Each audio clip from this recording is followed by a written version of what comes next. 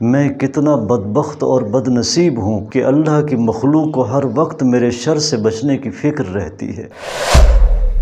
لوگ اس کا نام سن کر کانپ اٹھتے تھے اور ہمیشہ اس کے شر سے محفوظ رہنے کے لیے دعائیں مانگا کرتے تھے۔ مولا امیر المومنین علیہ السلام کے سامنے کسی نے کہا استغفر اللہ۔ آپ نے اسے فرمایا تمہاری ماں تمہارا سوگ منائے، کچھ معلوم بھی ہے کہ استغفار کیا ہے؟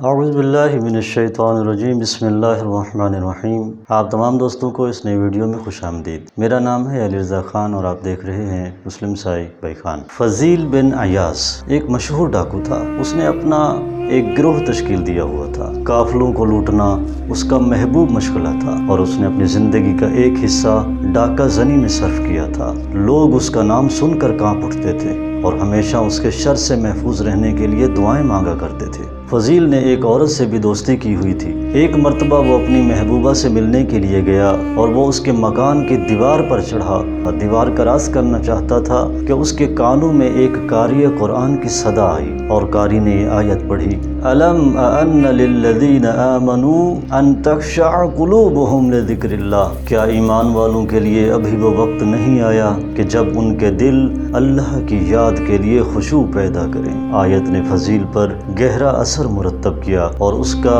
رواں رواں کانپ گیا اور اسے آیت مجیدہ کے الفاظ اپنے دل میں اترتے ہوئے محسوس ہوئے اور اسے یوں لگا جیسے اللہ تعالیٰ اس آیت کے ذریعے براہ راست اس سے خطاب کر رہا ہے۔ فوراً دیوار سے نیچے اترا اور گردن جھکا کر کہا یا رب انا، یعنی پروردگار وہ وقت آ گیا ہے۔ غسل کیا، مسجد میں گیا، خدا کے حضور توبہ کی اور رو رو کر گناہوں کی معافی طلب کی اور آئندہ کے لیے توفیق پروردگار کی درخواست کی۔ پھر مسجد سے نکل کر ایک ویرانے میں گیا۔ اتفاق سے وہاں چند افراد بیٹھے ہوئے تھے اور آپس میں کہہ رہے تھے ہم فضیل کے شر سے کیسے نجات پائیں گے؟ اگر ہم آگے چلے گئے تو یقیناً وہ بدبخت ہمیں لوٹ لے گا۔ قافلہ والوں کی یہ گفتگو سن کر فضیل نے اپنے آپ سے کہا میں کتنا بدبخت اور بد نصیب ہوں کہ اللہ کی مخلوق کو ہر وقت میرے شر سے بچنے کی فکر رہتی ہے۔ وہ اپنی جگہ سے اٹھا اور کارواں والوں کے پاس جا کر کہا بھائی آپ مطمئن رہیں اور آپ آرام سے یہاں سے گزر جائیں،